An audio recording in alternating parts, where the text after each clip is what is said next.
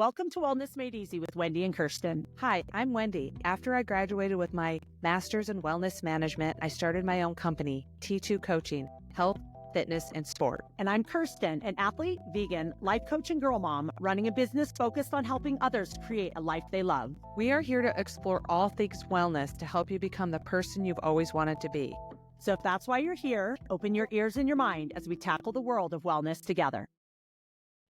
Hey, everybody. Hi, Wendy. I'm good. You're kind of quiet, but let me see if it's my, oh yeah. I don't know. It's not my volume. What if I go closer? Oh yeah, that's better. I don't know.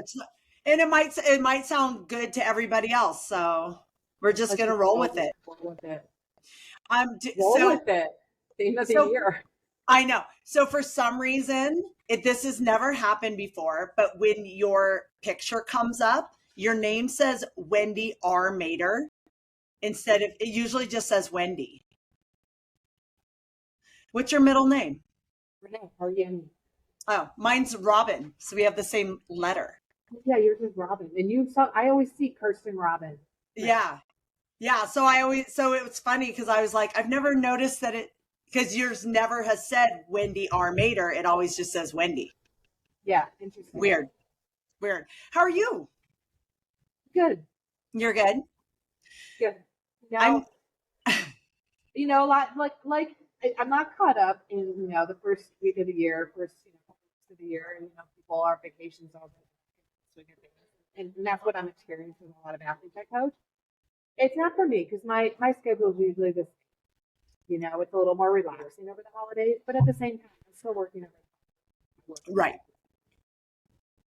But just I need a day with no other commitments but my own at home and no other appointments.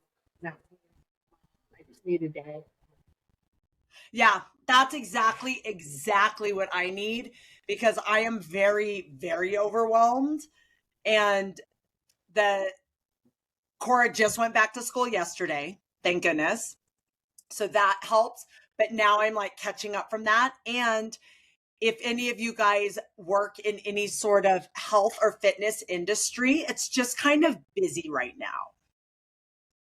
Yeah. So I like the clubs are all busy. I've had new people in my master's, which is amazing, but it just is like added time. And I think in the last 2 days, I've had 4 people want private swim lessons and 3 people want personal training just in the last couple of days. So I'm trying to fit that into my schedule. And one thing that is kind of a great thing about my life, but also really challenging, is I work at several different gyms. And so it's not like just scheduling people back to back at one location. I'm trying to, I'll get like a private lesson at the swim school, and then I need a personal training session at one of the gyms. And so I'm also making it more challenging for me by having different locations I have to drive around to. So I have to, if it's a half-hour session, it doesn't take me a half hour. So, and I'm going to jump in there and use the word boundary. So I'm also feeling a little bit of that. My business is moving extremely well. And I am picking up a lot of new private lessons at lifetime since I committed to doing private lessons at the end of last year. And I'm very aware of my boundaries, my commitment level. And so that's just really important for you to maintain that. My manager, I have a new manager, and she's like, "Oh, you can do adults. Are you available in the afternoon?" And I'm like, "Why?" Because I don't want a class. Like, I don't want a commitment that I have to be teaching same time, same day, or adult lessons. Like, I don't mind doing my adult lessons one class that I do after I coach swim team on Tuesdays at 6. That's fine. But, like, I don't want it. So I'm like, wait, whoa, what do you mean? And because she doesn't know me yet, and I'm like, oh yeah, I have a flyer that I created, and I let people know that I am available, pretty much until I coach the swim team if needed, 4 o'clock. but we need to set this up ahead of time. You know, I'm like, I let people know I'm available, but yet like this week to week or year long. Right. Yeah, I've been actually doing really good with the boundaries part, because I could squeeze somebody in on Friday if I wanted to, but I'm also I just started this week training for my own getting my own training in. Right. And so what I've done is, like, someone just sent me a personal training client, and she was like, "Oh, I'm available," and she told me all the times next week. And I have already next week, like, as full as I want it. And so I gave her availability for the following week. So instead of going out, like either waking up early or staying up later, and fitting her in, I'm like, okay, these are the times I want to do, and I don't have any next week. So I only have availability the following week. Right. Well, because she requested to train with me. So yeah, of course. And then I've also been, I know. Yeah. And that's what I'm saying. Like, and that's the other thing. At the beginning of the year, when I do have all these extra people who want personal training, want private swim lessons, I want to take advantage of that, because one of my number one goals this year has to do with my finances. So I have an amazing opportunity right now to make more money. And so since my priority is finances, then of course I'm going to take that opportunity and take those sessions. So what's your wellness win for the week? Well, I did a race, and I completely forgot. But I did this race called Polar Opposite. You get a cool sweatshirt. I'm getting so many compliments on the sweatshirt today, and it's really warm here in Georgia. It's like 66 degrees. But I did this race called the Polar Opposite, and it's the opposite direction of the Peachtree famous. Oh, nice. And, you know, again, I didn't train specifically for it. I just ran a 50 miler 4 weeks ago.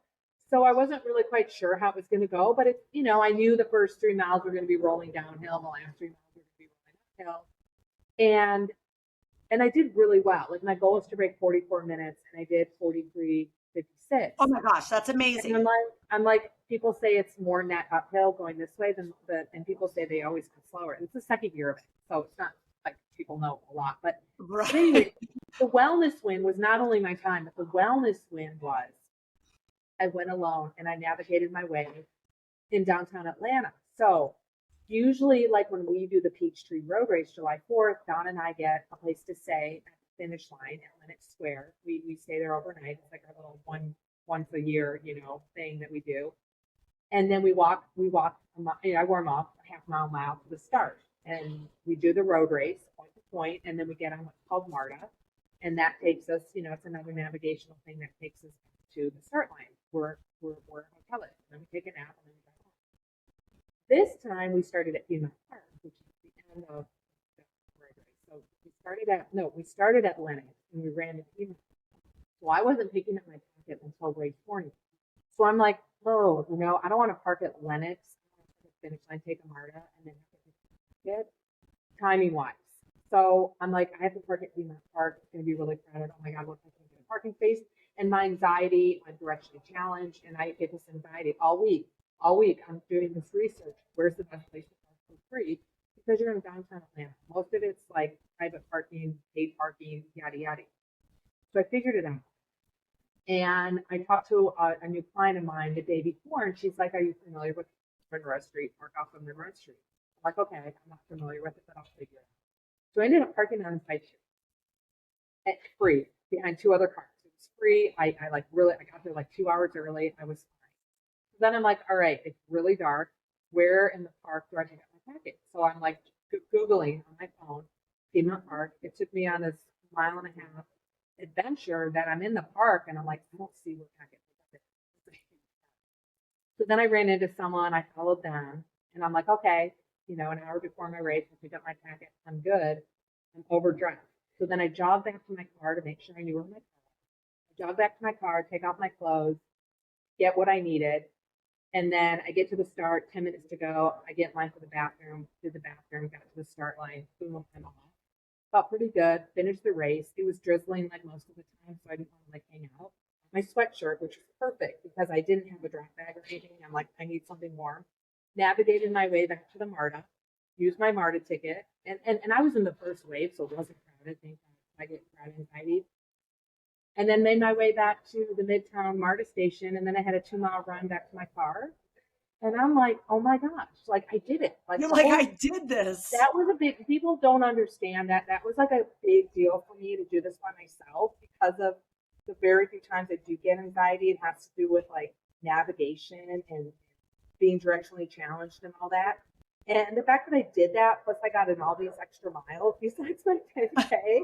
And all of a sudden, that's 10 o'clock. I'm done. I'm home by 10:30. Boom. And then I just laid on the couch all day. It was great. It was great. And it just makes me so happy that I feel like comfortable in downtown Atlanta on my own, which I probably shouldn't feel as comfortable as, but I was okay, you know, and I met a lot of great people. So I think what helped me is I'd see people, introduce myself. Hey, are you going to the MARTA? Am I going the right way? Do you mind if I tag along? Like, what's your name? And then you're socializing. And I'm a very much an introvert. I don't really do that socializing thing. But the fact that I did it was pretty good for me. That's awesome. That's a double wellness win for one race. Absolutely. My wellness win, I think, is just getting through this week. I've been really overwhelmed. Like we just talked about at the beginning, just scheduling and getting back in the swing of things. I've kind of let my house go. So I'm ready to, well, and also because we talked about this last time. I love a new year.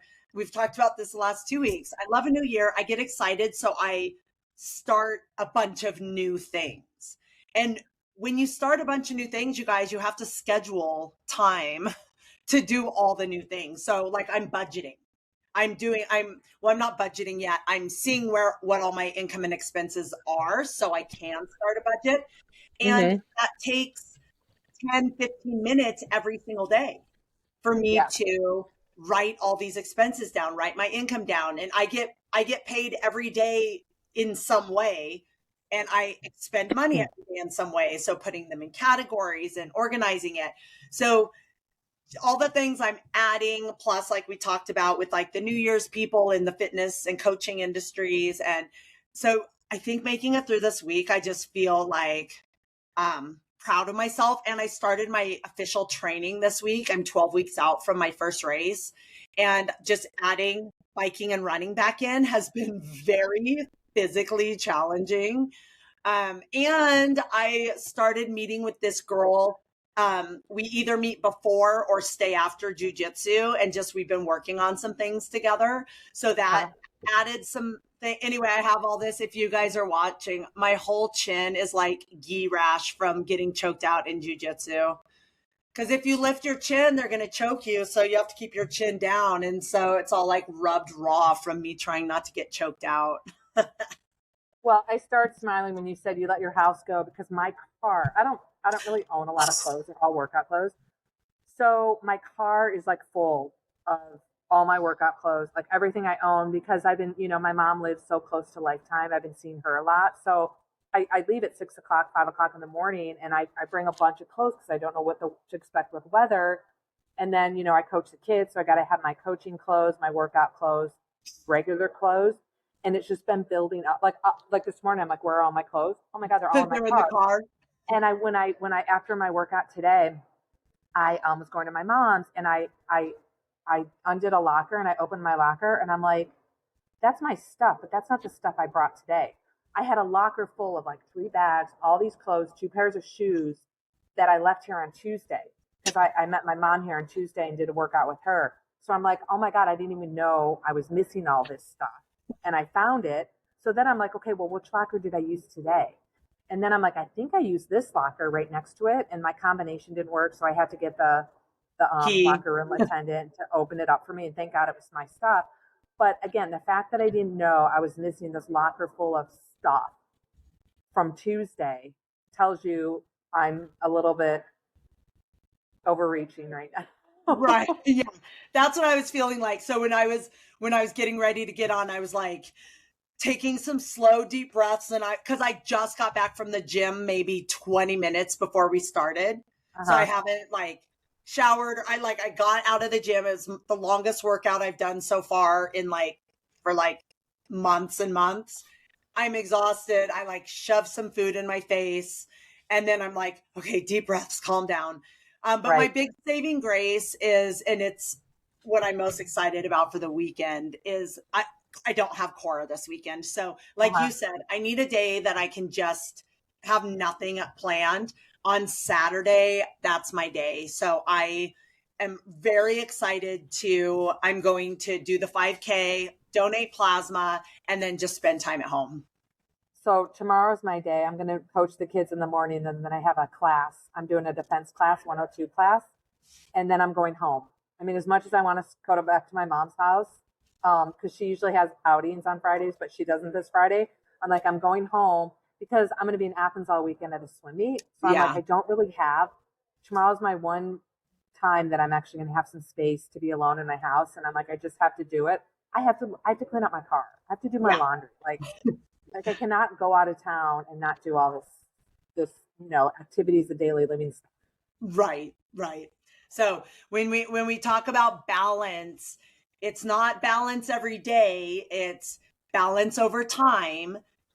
And just make sure that you have times like this whole week has been so crazy, but I know if my weekend was crazy, I would be a mess right now. But I know that after tomorrow, I have a couple days of chill.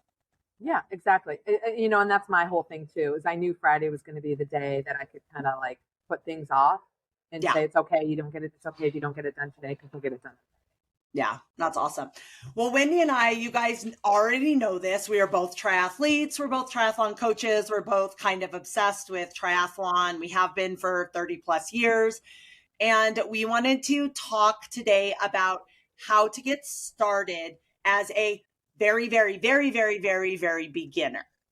And one of the things this past year with me starting jujitsu has made me realize that when somebody is a very beginner, you need to make it super, super simple and baby step and one thing at a time.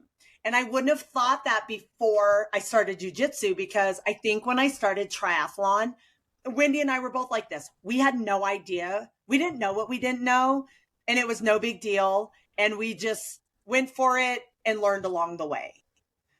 But I feel we had, I mean, at least I was a swimmer.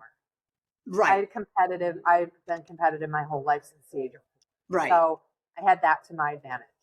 Right. But as far as knowing the ins and outs of triathlon, we really didn't know that. We kind of had to learn as we went. Mm-hmm. And Wendy and I both happen to be the kind of person where we have a higher risk tolerance. We try things that we might not know much about, and we just roll with it. I feel like there's so many of you guys out there that are not like that, but you still are interested in triathlon, but are too scared to start. So what we wanted to talk about today are some very, very basic, simple 1, 2, 3 things that you can do to get started right now to do your first triathlon this year. And then we also both have some listener questions about the basics and the beginning parts of triathlon. And if you guys have more questions, we could probably do 5 episodes on this exact topic, because there's so many beginner questions, but we want to just give you something to get started with. And before we do, Wendy and I are not doctors. We're not your doctor. If you haven't been exercising, if you have any sort of health issue, health condition, before you start any exercise program or new sport, just make sure that you're cleared for the activities. So we'll just start with a couple things that we can each mention. I was thinking we can each just mention a couple quick, simple tips. But number 1, you need to pick a race. So for me, I know I've actually been in contact with people that year after year after year, they've messaged me on social media saying, hey, I want to do swim lessons. Hey, I want to do a sprint try this year. Hey, and ask me some questions. And then the next year, a whole year goes by and they're like, okay, this is the year I'm going to do the sprint triathlon. And then they start asking me questions. And I'm like, no, that can go on for 10 years. So in my opinion, the number one thing to do is pick a race. And Wendy can mention some simple ideas, but the first thing I would say to make it simple for picking a race is find something local, as close to you as possible. Definitely something local. And they have what's called a super sprint. So a standard sprint distance back in the day was the smallest event that we had an option to do, which was, back in my day, the sprint was a half mile. Now the sprint is a quarter mile swim. The sprint is a standard 12-mile bike and a standard 5K, 3.1 mile run. That's a standard sprint. They have what's called a super sprint that could be about a 200-meter swim, a 5-mile bike, and like a mile run. So, sprint might be overwhelming to you. So you look for different distances of races. And on top of what you just said about pick a race, the race keeps you committed. It keeps you focused. Mm-hmm.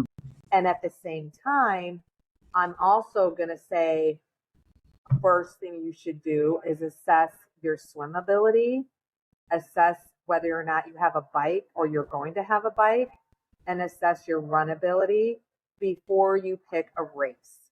And I say that because a lot of people, I'm in this training for an Ironman group, sign up for 70.3 or 140.6, which I don't recommend to be your first event. And they comment in this group, I've never swam and I don't have a bike. And I'm like, oh my God, like, why would you put yourself in that position to be stressed out for the next 6 months when you've never swam, you don't know how to swim, and you don't have a bike yet? So I would start with an assessment. You get in the water. Maybe you swam as a kid. A lot has changed. Maybe you never swam as a kid. But assess your swim. Determine if you need local swim instruction.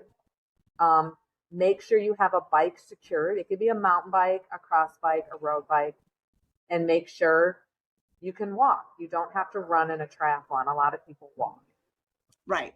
So then along with, and we'll talk about in just a minute, specifically, like Wendy said, it could be any bike. It could be, more of the equipment stuff, the minimum equipment. But along with that swim assessment, my first 3 triathlons, 2 were sprints and 1 was Olympic. My first 3 triathlons were all in a pool.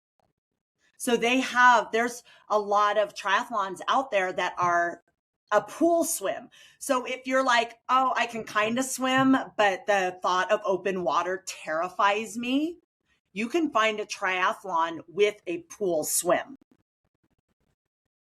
I did a series for 15 years at the Fort Collins Club in Fort Collins, Colorado, of an indoor triathlon. The triathlon is multi-sport. It's not a specific distance. It could be any distance. So we did an indoor triathlon, and if you did that indoor triathlon, I would consider you completed a triathlon. You're a triathlete. Oh, for sure. And now we just started them here at Lifetime Fitness where I work, and it's a 10-minute pool swim. You can walk, you can stand. You just have to be in the water for 10 minutes. You can doggy paddle. You can doggy paddle. It's a 30-minute bike ride that we use the indoor spin bikes. You can pedal as hard or as easy as you want, and then it's a 20 minutes. You just have to be on the treadmill for 20 minutes. Run, walk, combination, any pace you want. You complete that indoor triathlon, you've completed a triathlon. Yes. So that's something to look for when you're thinking about pool swims. Right. So before we get away from the how to find a triathlon, in case you're like, I have no idea like where to even look, you say go local, you say go in a pool if I suck at swimming, but where do I even look? So the 2 things I would suggest, number 1, you could just Google, open a search engine and say triathlons near me. If you already know you want to do a sprint, you could even be specific, sprint triathlons near me. And there are a lot of search engines for triathlons that will come up, and you put in your zip code and put in the distance from you want the race to be. and do a search in the area. So that's one way. Just do a simple online search and look through that. And that might take a little bit of sorting through, just because it might give you a website that has all the triathlons in the world with not a great filter. So just know that might be a little tedious, but you can start looking through those. And then the other thing I would say is start letting people know, even if none of your friends have ever done a triathlon. You could be like, hey, I'm thinking about doing a triathlon. Do you know anyone who's ever done one? And then that person might say, oh yeah, actually this lady, Wendy, who coaches my kids on the Lifetime swim team, she does triathlon. Let me ask her. So I think once you start putting it out there, somebody knows somebody who's done a triathlon. And they might say, oh yeah, I did that last call triathlon at Boyd Lake and it was super beginner friendly. They even had a first timers wave. I would highly recommend it for your first one. They have a super sprint. There's no time cutoffs. So just start talking to people, and it could be a friend of a friend of a friend. Just ask around, post on your social media. Hey, I really want to do a triathlon this year. Does anybody know somebody? Everyone's going to be tagging their person that they know who knows that person. Right. So it's a pretty good, positive, tight knit community. So if you just start asking around, I think you'll get some good feedback on what races will be great for beginners. All right. So before we get to equipment, the next thing I would do after you assess where you're at in your physical capabilities to decide what distance and what type of race you want to do, you need to make sure that you have time in your schedule and a location to do the different training. So a triathlon, if you want to do a typical triathlon, it's swim, bike, run. But once you start looking into these companies, one of the companies I do a lot of races for, they have duathlon, which is bike and run. They have aquathon, which is swim and run. They have stand-up paddleboard, then bike, then run. So if you decide, okay, I don't want to do the traditional swim, bike, run, there's a lot of options. But if you do want to do the swim, bike, run, you need to have some time in your schedule that you can train. Wendy and I are both of the philosophy that we as coaches fit your training into your schedule. So if you come to us and you say, I have 3 hours to train a week, that's all I can fit in, we're going to fit in that your training you need to finish the race in your 3 hours. If you come to us and say, I have 10 hours to train, we'll give you workouts to fit 10 hours, but you need to open up your calendar day to day and look at your schedule and see where you can fit things in. And you don't need big chunks of time. You just need to have some time each week that you're going to commit to swim, bike, run. Yeah. And then location. So swimming's the hardest. You have to have a pool to swim. I know people have gotten creative with elastic bands tied around their waist to do it like a treadmill in a really short pool. If you want to try something like that, or an endless pool, if that's all you have access to. But the best way is to have a real lap swimming pool.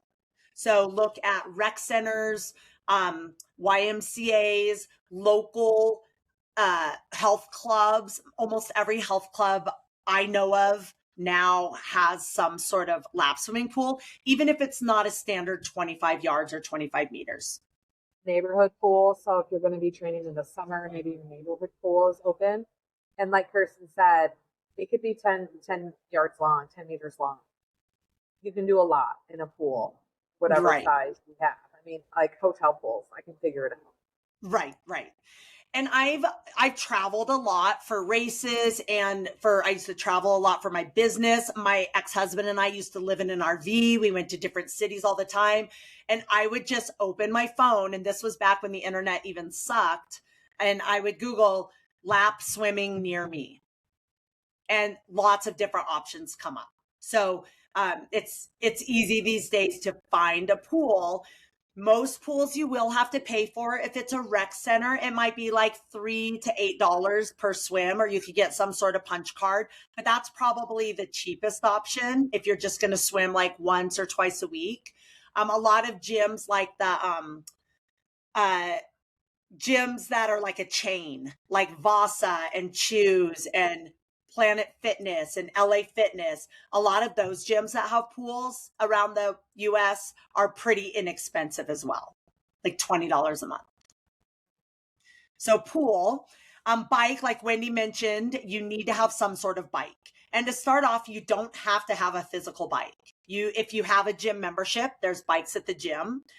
There are bikes that are better than others, but if you have access to a bike, it could be a recumbent bike or a spinner bike or a stages bike, or any type of way that you can pedal your legs is fine to start.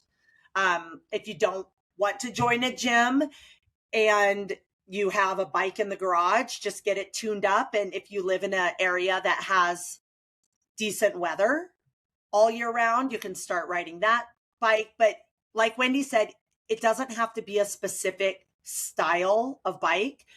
If you start doing longer distances, I would definitely recommend looking at the style of bike. But for your first triathlon, my first triathlon was on a mountain bike. My mom's first triathlon was on a bike with the biggest, furriest seat I've ever seen in my life. It was like a big, like sheepskin seat thing. I was like, her bike was so heavy. I couldn't even like put it in my car to take her to the race. I had to have my ex-husband, like, I couldn't even lift it up. It was so heavy. So any bike will do. And then running, you could walk. You don't have to buy the latest, greatest running shoes. But I will say, if you are older, if you have had any sort of injuries in your lower body, if you're susceptible to injuries, I would at least look at actual running shoes. Right. So I'm going to jump in there and say, we talked about, the basic equipment. I want to talk about just basic equipment needs. A swimsuit. You don't even need a swimsuit. Sometimes people swim in clothing but you're going to be more comfortable in a swimsuit. That's funny that you said that, because on my list, I have equipment as the third thing, and I put swimsuit / tight shorts and a sports bra. Like, you don't even have to have a swimsuit, but I feel like most people at least have a swimsuit. Yeah, I think that's just something you're going to be more comfortable in, a swimsuit. Mm-hmm. You don't need cap and goggles. In a race, you're going to get a cap, but let's just talk male and female. Goggles are really nice to have. And then when it comes to a bike, you need, for the race day, you're going to need a bike and a helmet. Mm-hmm. You could wear your running shoes. You can wear sunglasses if you want, but you need a bike. You could do the whole thing in your swimsuit, but now they have other clothing available. I don't even want to go there because this is the basic equipment. A bike and a helmet. And then for the run, you need a good, solid, comfortable pair of shoes, preferably running shoes. Yes. Yep. Because you could do the whole thing, swim, bike, run in a swimsuit. You could ride your bike in a swimsuit with your helmet on and your running shoes on. You get off the bike and you take your helmet off and you can run in your swimsuit and your running shoes. Yeah. My first triathlon, I have pictures. I was a lifeguard, so I was wearing my guard suit.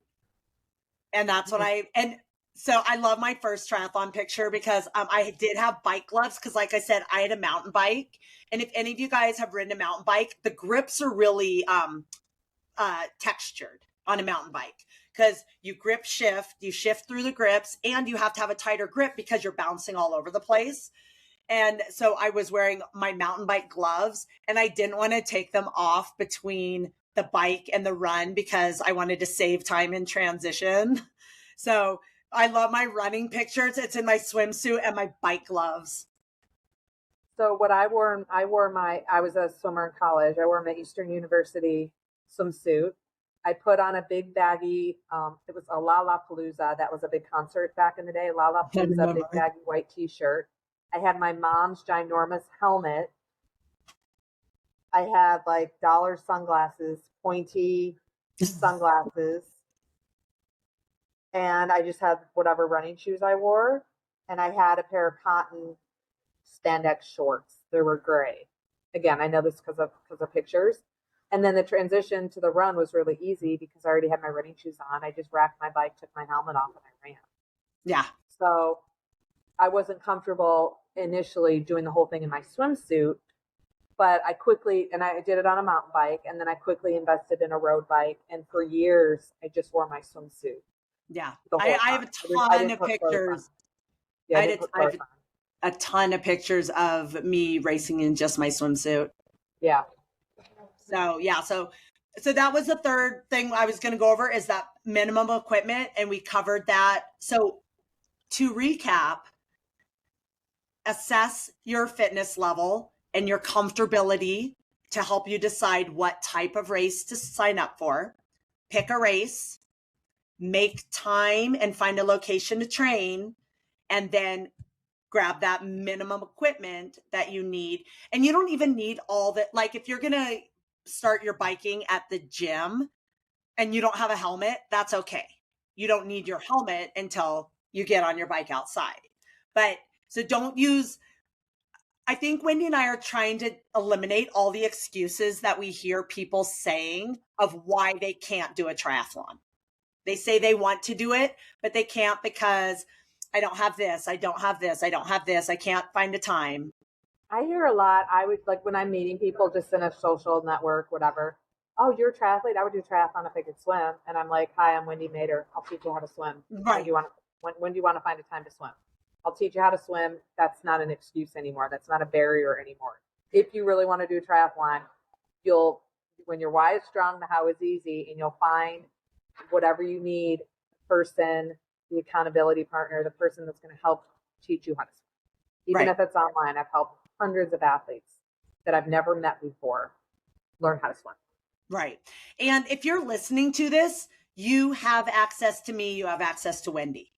Even if you don't live near us, again, both of us do online coaching. We will answer your questions. We're not going to be like, oh, I'm not going to answer your question because you're not my athlete. That's what we want you to ask questions. That's part of the reason why we're doing this podcast. So I have a couple listener questions about beginning triathlon, and you said you had a couple? Yeah. Okay. I will start with one of mine. And I'm just they're longer questions, but I'm just going to paraphrase. Somebody wanted to know, she is a little nervous running because she had a heart defect as a child. She does not have it anymore, but she can't run more than 2 minutes without getting her heart rate way up. And that's what keeps her from wanting to do some sort of athletic event like this.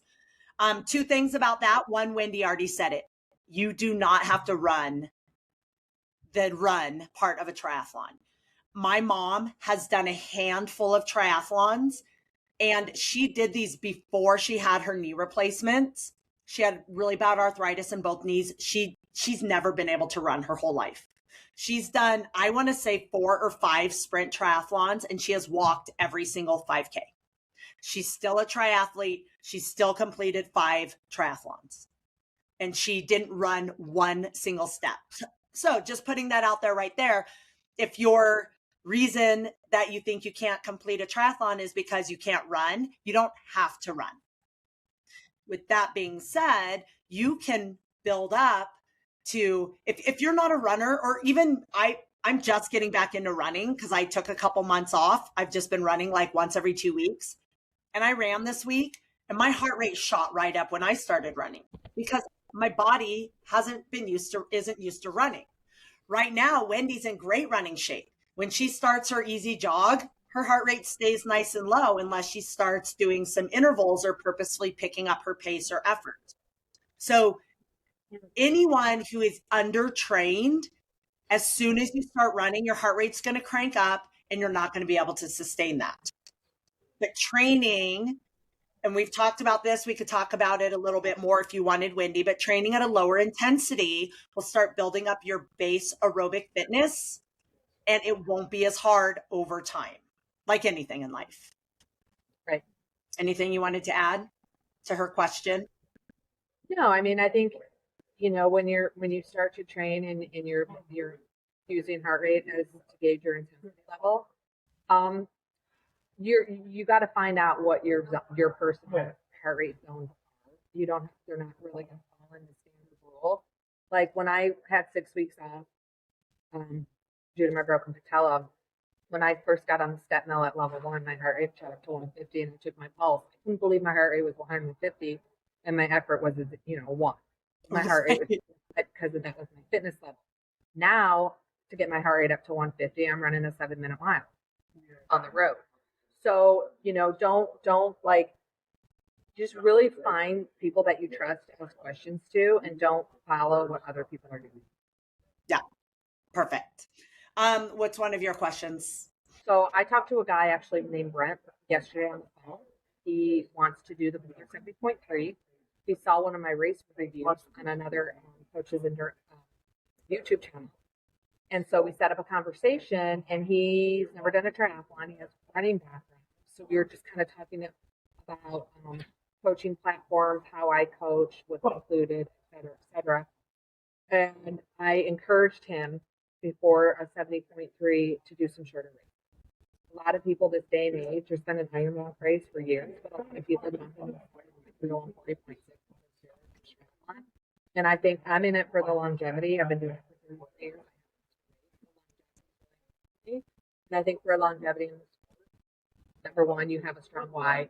Number two is you start small and then you build. But his main question was, which was interesting, he goes, what makes a good coach-athlete relationship? Because again, he admitted, he's like, he doesn't know what he doesn't know. It was a good question. And I think really what makes a good coach-athlete relationship is the communication. And so when you're interviewing coaches, I have one level of coaching. I coach everyone the same. Communication level, the platform I use, what I include. I've tried to do levels of coaching. It just doesn't work for me. But there's other coaches out there who do levels of coaching, and their levels of coaching and their prices is based on how much you get communicated with. If it's at like a very basic level, maybe they set up a phone call with you once a month, and they don't comment in Training Peaks. I mean, one of the highlights of my coaching is pretty much every day, you leave a comment in your Training Peaks log, I'm going to comment back. And so I think it's really important when if you're looking to build a coach-athlete relationship, is the communication is really the number one thing you want to look for in a coach that you're possibly interviewing or assessing if they're going to be good match. Yeah, I agree. And I think when you do that initial assessment and get on the phone with the coach or a Zoom or whatever you're chit-chatting, if you have to have the same philosophies in sport and in life, to like, if you don't believe the same philosophy as your coach, and your coach is like, oh, this is how we're doing this, and you're like, oh, I don't believe that's going to work, it's not going to be a good match. So looking for just that you guys mesh well together as far as your communication style, your expectations, and your philosophies. Yeah. So that's a great question.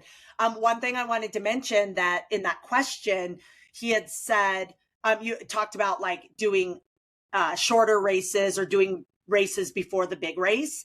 For those of you who are looking at this first time triathlon, sprint triathlon, a shorter distance, even getting in and doing a local 5K before your race, walking, running it, walk, run, that'll help you, feel what it feels like to be racing at that distance. You can practice your nutrition. If you're like, oh, I want to take this gel, but I don't know how it's going to be in the middle of a run. You could practice your clothing. Like, I'm going to run in this top, but I don't know if it's going to chafe when I'm running. And it's a good way to practice before your big event. And then you're going to go into your main triathlon a lot more confident. Like, oh, when I get to the run, I already know what's going to happen. So I like that you mentioned that in that question as well. The next question I had about getting started and in beginning in triathlon is, she was curious about our takeaways, our life-changing takeaways from being in the sport.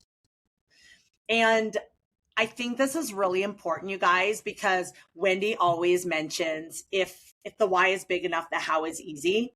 And one of your reasons why you might want to do a triathlon is to challenge yourself, or to see what I'm made of, just to see if I can do it. My first Ironman, I just wanted to see if I could do it. Like that was a why, but that's a huge why, because that why is full of possible personal growth. It's full of a lot of life-changing opportunities. And I feel like any endurance sport, especially triathlon, because like Wendy said, a lot of people say, oh, I would do triathlon, but I suck as a swimmer. If you can't swim and you end up doing a triathlon, the journey to get from being afraid of getting in a pool to completing an open water swim, whatever distance, is going to be a life-changing journey, not only for you physically, but also mentally and emotionally. So for me, I can say that I can't even count the life-changing takeaways that I have gotten from being a triathlete for the past 30 years. Well, I mean, yeah. I mean, I could talk about the beginning of my triathlon. I was a collegiate swimmer. I was invited to do a team. I was a swimmer for the team. I watched the rest. I'm like, oh, I can do that. So the next year I did it on my mountain bike. And I ran track in high school, so I had some running background. But like fast forward 5 years later, I did my first Ironman. Changed my whole life. I went to the Hawaii Ironman as my first Ironman.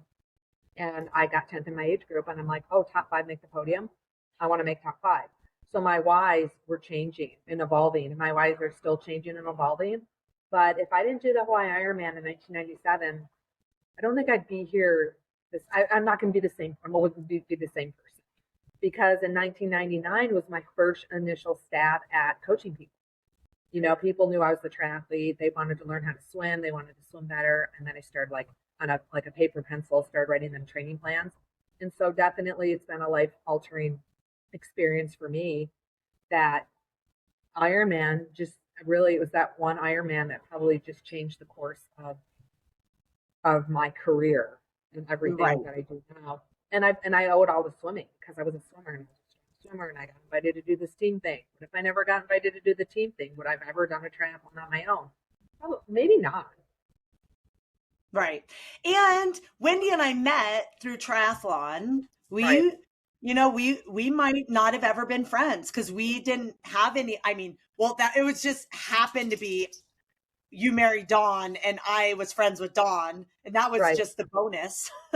So maybe we would have met in that way later, but it was really triathlon that got us together and working together. And we had a kids triathlon team. We did the triathlon camps.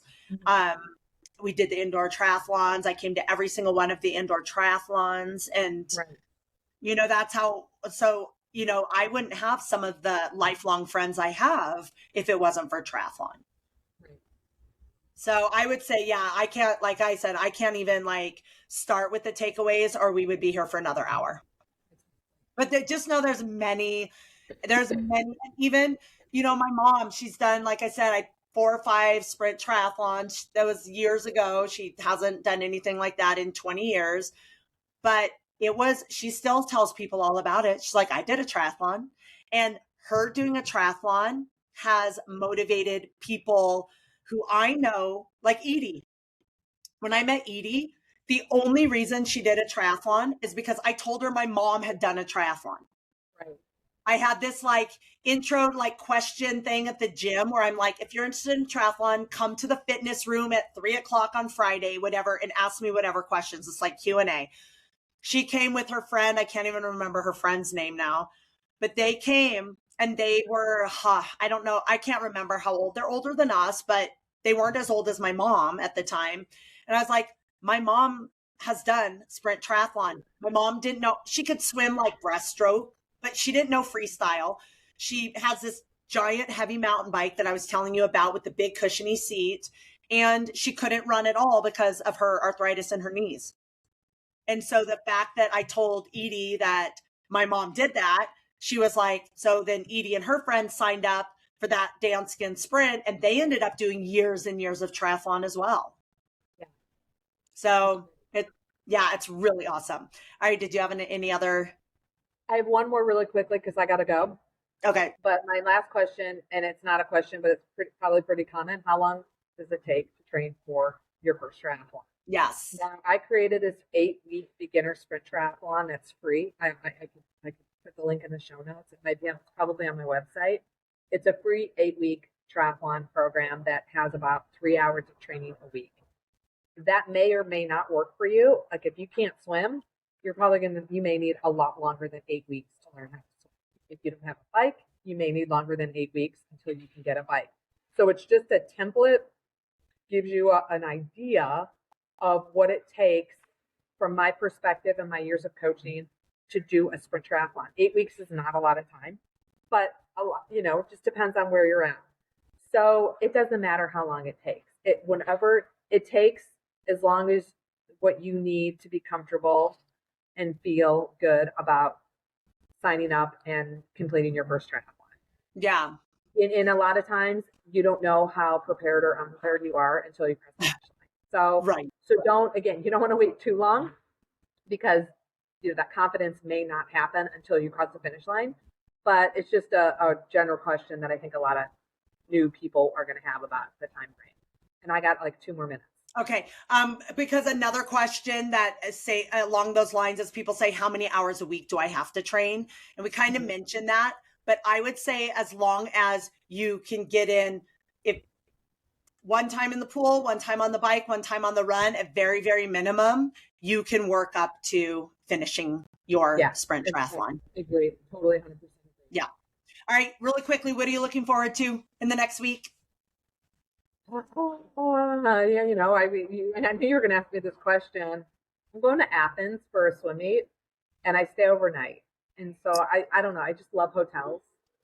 I think because they're just clean, and I can, I can just it's a relaxing time for me when I go to hotels. I just think it's really because there's nothing I can do, but it's me, myself, and I in my hotel, lying on my bed and my computer. It brings me joy. So I'm going to Athens for our annual swim meet, like kickoff meet for my lifetime swim team, and I'm staying in a hotel Saturday. I'm really looking forward to it. Yay. Well, luckily I already told you guys what I'm excited about. I have a weekend free of my child, so I am going to spend time getting my poop in a group. Love it. Love it. Thank you guys. If you have other very simple questions, I know we kind of covered the basics, but it's really intimidating and scary for a lot of you guys who want to jump into this. So please just reach out. No question is too small. No question is like, oh, it's probably a stupid question. Ask it anyway. Right.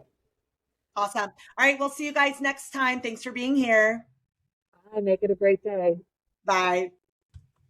Thank you for listening to Wellness Made Easy with Wendy and Kirsten. If you want to learn more about us or anything we talked about today, check out the links in our show notes. We would love to know what you think of our podcast and what you want more of. So drop us a comment, send us a message, and help us out by leaving us a rating and a review. And don't forget to let us know your wellness win for this week. Thanks for listening. Make it a great day.